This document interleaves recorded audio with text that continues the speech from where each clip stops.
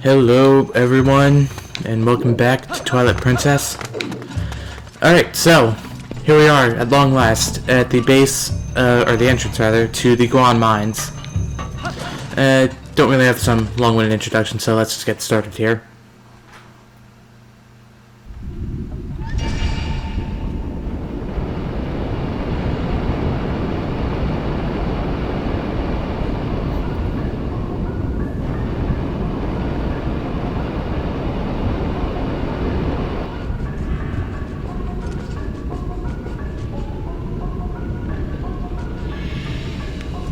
So, yep, Goron Mines, as I said before. Got crates and a heart. Not that we really need that. And this is why I want the Hylian shield. So, as you can see, there's a lot of fire and lava and all sorts of that kind of nastiness all over the place here. So, oh crud. This thing right there. If I had the Ordnance shield equipped right there, then it would have just burnt up in the lava, and I would have lost it. Holy crap, 2 hearts per falling though. Oh my god, this doesn't go easy on you, does it? Alright, take 2. Let's try that again. So as you can see, there's actually 2 ways to get past this. I don't know why, but... Alright, that one was my fault.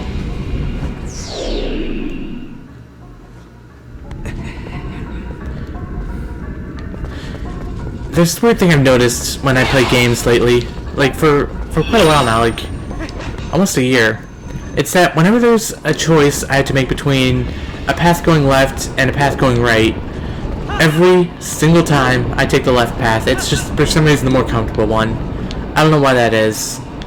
It's like I can't think of any like psychological reason why that would be. It's like, is it because I'm, it's my dominant hand? No, I'm right-handed, so that can't be it. Is it? I don't know. I got nothing. Why I always prefer the left path over the right. Maybe it's like this weird reverse psychology thing. It's like designers expect most players to be right-handed, and so they're naturally drawn to the right-handed path. You need the iron boots for this. So they hide secrets, and I just mentioned this one's on timer. You can actually listen closely. There's a timer in the background. You have a limited amount of time to run past here before all the lava, before that fire jet, whatever you call it, starts spewing out again. So that's one major challenge in this dungeon.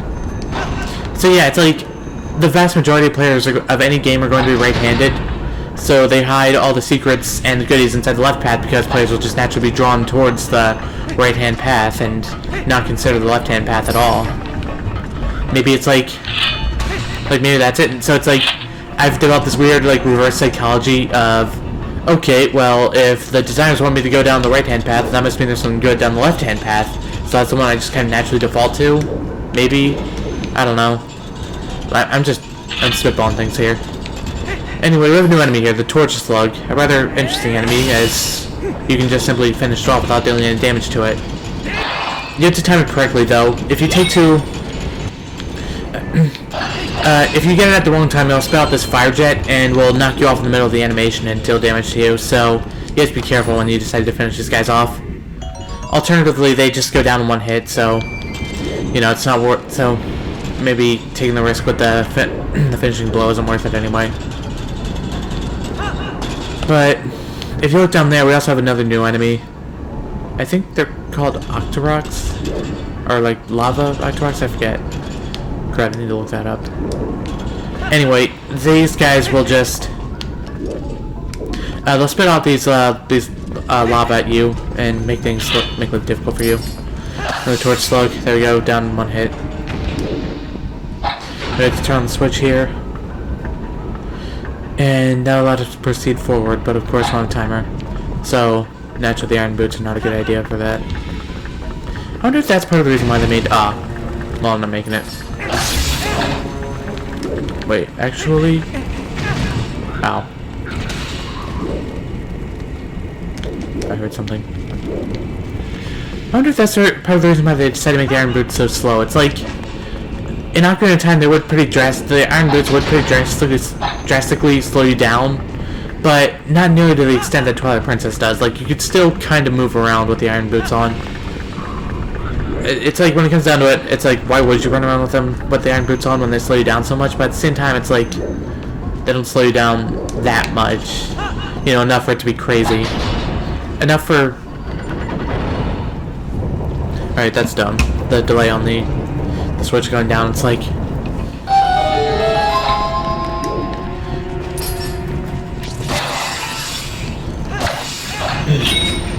It's like, why would you... You know, why would you do that? Like, add that weird delay, oh, crud. And make people think they're doing something wrong, you know?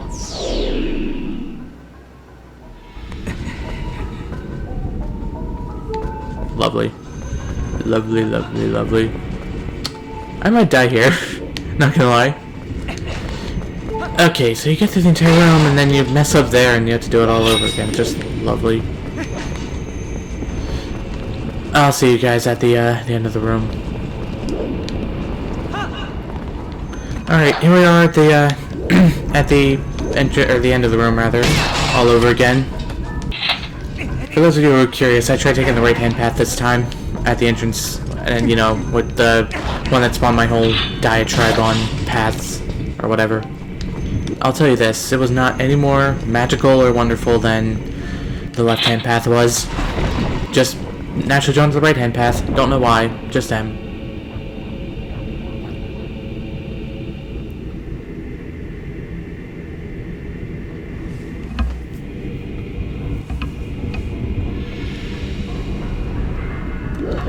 Alright, so we've also got this massive room with this blue thing in the center and hanging off the ceiling, and these boblins who are going to try shooting arrows at you if you get too close. I also spotted a cutscene down, or a chest and a cutscene. So we also have the shield attack that I want to give you a sort of refresher on. It's not that special, it's just simply a parry move that you can do.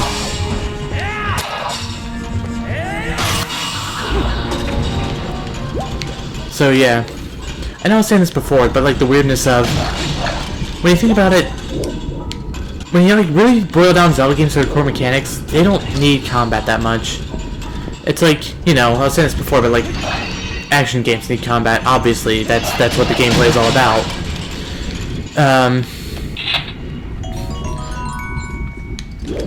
Like, RPGs need combat because that's how you earn experience and level up and earn gold and all that goodness. Small key, that can be useful.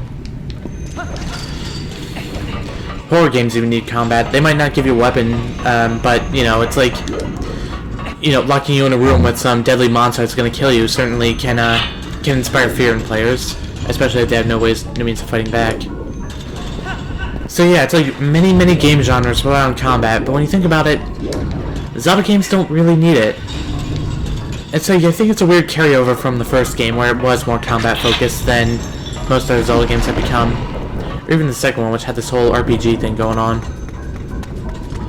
It's like... But as the years went, it's like as time went on, as new Zelda games got released, they stopped caring about combat and started caring more about puzzles and exploration and that sort of thing. So it's sort of like, so we're now at the point of, do we even need combat? I don't know. Either way, we have a new enemy here, the Alphos, as it's called.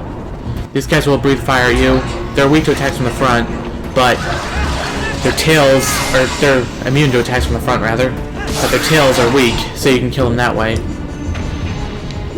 And they drop 3 hearts upon death. I think they anticipated those guys being a lot harder than they are. You know, on the GameCube version, they probably are, on the Wii U, they probably are a lot harder than they are on the Wii version. The thing is, with the Wii version, whenever you target an enemy, your shield automatically goes up as well. It's one of the unfortunate necessities for the controller of the Wii remote and the nunchuck. Oh, crud. That was my fault. There just simply aren't enough buttons on this thing.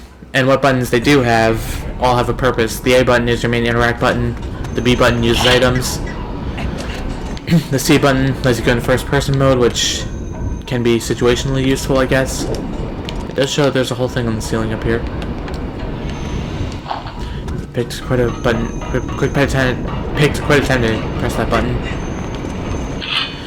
All the D-pad buttons can let you swap out items or talk to Midna. The the nunchuck stick is used to move around, of course. And yeah, the Z button is the lock-on button. Lock-on is absolutely necessary for 3D Zelda games to work, so it's important that they have it, but at the same time, there's no button left for the shield, so lock-on and the shield just became mapped to the same button. So then you can do it at the same time. So basically, whenever you lock onto an enemy, you're now immune to all attacks from the front, and that has a, it makes the game easier, much, much easier. That's been a problem with 3D Zelda games as a whole. They're just too easy, and Twilight Princess only exacerbates this problem. And I do think that's a problem. I know that a lot of people, there are people out there who don't like difficult games. They simply want everything to be easy, something that they can just kind of coast through without trying too hard. And, those people tend to get a lot of judgment, but not from me. It's like, we all have our tastes and our preferences. I, for one, like challenging games, but that's just me. But, so, them Zelda games being easy probably isn't a problem, but I think it is, because, I mean, number one, the core of video games is essentially, or, any game for that matter, is problem solving and overcoming a challenge. Like, games just aren't games if there's no challenge in them. And it's like, not that, being able to just turn your brain off and not to try at anything when you're playing a Zelda game is just, that's not good. Once again, there's no challenge in it. And the challenge is absolutely necessary. It's just all about getting your brain to work, that's kind of what I'm saying. So it's like, games need to present some threat of difficulty or challenge or punishment or something. Don't stay underwater too long, you'll run out of air, of course. Ironically, oddly enough, you move around a lot quicker underwater when a Goron boots on. Maybe it's not that crazy. Anyway, here's where the Goron Mines takes an interesting turn. It's not just simply platforming across lava, it's also walking around on these. You can magnetically attach the iron boots to these blue surfaces that we've seen before and walk around on them. Go in here, and that's where the real challenge of the Goron Mines lies. Anyway, let's take a step in here. Ah, I thought I felt a presence, but what a surprise to find a young human. Word has come to me of you, and if Goron has faith in you, then your heart must be true. I am one of the 4 elders. Goramato is my name. You are heroic, young man. Please, you must lend this tribe your power. You got a key shard. You need all 3 shards to return the big key to its original shape. That is one of the key shards that, when merged together, form the key to the room where Darbus is being held. He is our patriarch. The key is split into 3 pieces. Each of us elders keeps a piece. You must hurry to the other elders. And he also has a treasure chest for us. Containing the map. Alright. So anyway, there's another unique little touch that the Goron Mines has. In the Goron Mines, it's not enough to just simply clear a dungeon. You also have to find these Goron Elders who will give you the key shards. And that's the only way to form the big key to go to the room where Darbus is held and finally set things straight here. So, and I'm going to say, that's actually... This is a bit of an unpopular opinion, but the Goron Mines is one of my favorite dungeons in Twilight Princess, and one of my favorite dungeons in all of Zelda history, for that matter, actually. This dungeon isn't particularly well loved by most people, and I can understand why. It's not really that special when you get right down to it. But it has something that I really appreciate in Zelda dungeons, and that's why I love it. It has this little thing called atmosphere. It's difficult to describe, but here's what I mean by that. In most Zelda games, in most Zelda dungeons, you're just locked inside of a room, forced to solve puzzles. You're all alone. It's normally some dark, creepy ruins or something, and you just kind of have to make your way through it all on your own. In the Goron Mines, you get the Gorons that you get to interact with and talk to. Those guys will. Yeah. We've met Uka before. Just the thought of there's someone else in the dungeon with you, someone friendly, no less, someone who's like actually gonna help you out. It was a very pleasant feeling for me. It really helped to make the Goron Mines stand out for me for some reason. Just that thought of not being completely alone. Anyway, we've been in this room before, now we're on a higher level.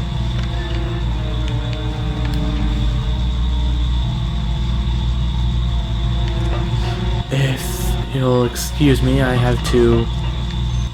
So yeah, we have torch slugs on the wall here. You can't finish off the torch slugs when you're on the magnetic walls, of course. That wouldn't make any sense. One thing people like to complain about this dungeon is that walking around the iron boots on the magnetic walls is too slow. That's one reason why people don't like it. And I'd say I kind of agree. It's like... It's not the dungeon's strong point.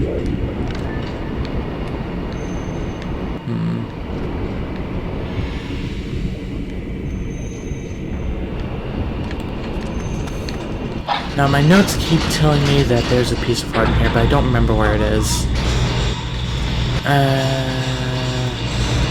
Well, I suppose it's an adventure then. First person mode makes this room nice and difficult.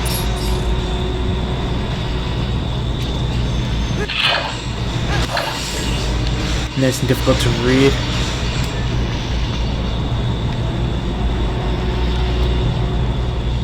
Okay, so that's where I started out. It says northwest corner, and I believe that this is the room. So I guess just move my way towards the northwest. Which way is northwest?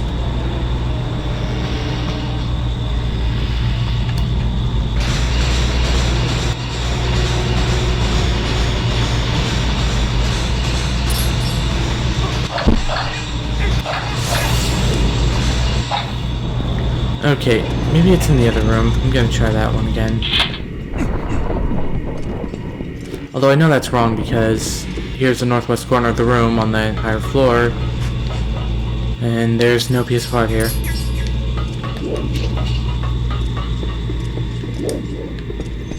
So I guess this must be the room. I think it's time to come clean. I read the Zelda dungeon guide for this game in order to get everything together. So yeah, if it starts to look like I'm not too aware of things, that's why. Some of my notes were vague. There's one, I forget which one exactly, but I left one note that was just really vague, and like that was kind of intentional. Alright, that's definitely not what the piece of art is. Don't you worry, I'll find it eventually. I'm sure it's in this room. Yep, that's gotta be it right there. Okay.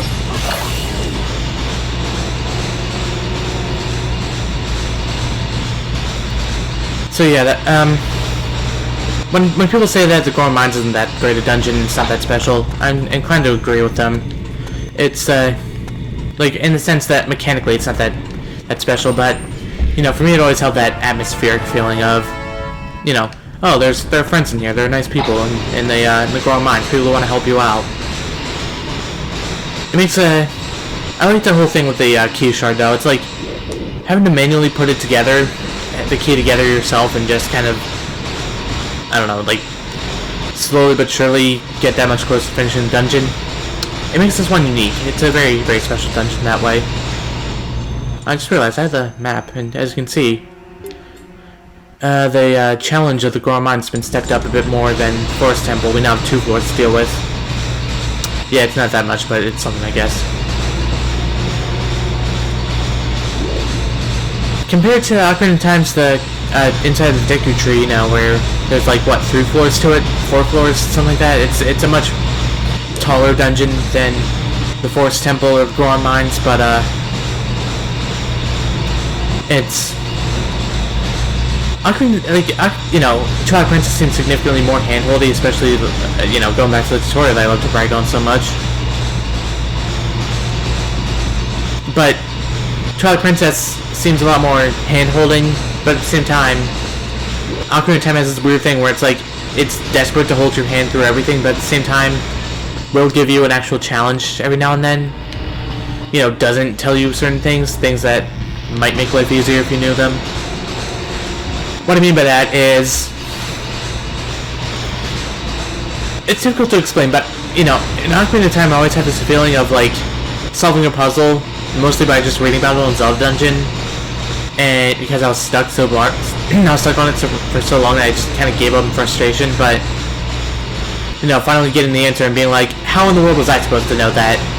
It's difficult to explain, mostly because that's a first playthrough thing, and, you know, on repeat playthroughs, it's like, I kind of, you know, I just kind of remember things better, and I know how to get through the game more efficiently, you can say.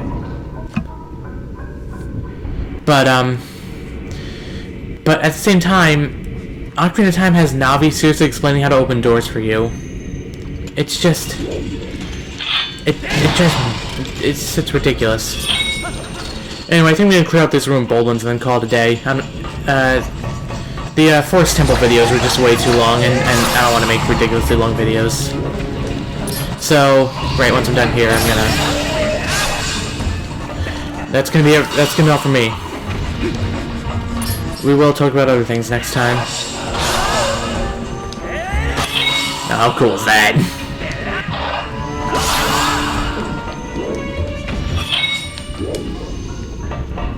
Alright, I think that about covers it for now. So, we got our first key shard at least. Next time on Twilight Princess, we'll make our way further into the Goron Mines and see what we can find elsewhere. See you guys then.